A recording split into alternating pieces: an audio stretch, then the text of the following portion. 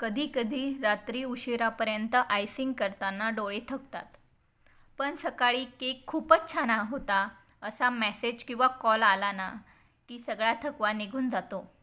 हेच होम बेकरचं यश आहे. म्हणूनच होम बेकर असणं ही नोकरी नाही, तर ही एक कला आहे. आज छोटं वाटतंय, पण उद्या हाच स्वाद तुमची ओळख बनेल, कारण घरचा स्वाद हा नेहमी मनात राहतो. कधीकधी रात्री उशिरापर्यंत आयसिंग करताना डोळे थकतात, पण सकाळी केक खूपच छान होता असा मेसेज किंवा कॉल आला ना की सगळा थकवा निघून जातो. हेच होम बेकरचं यश आहे. म्हणूनच होम बेकर असणं ही नोकरी नाही, तर ही एक कला आहे. आज छोटं वाटतंय, पण उद्या हाच स्वाद तुमची ओळख बनेल, कारण घरचा स्वाद हा नेहमी मनात राहतो.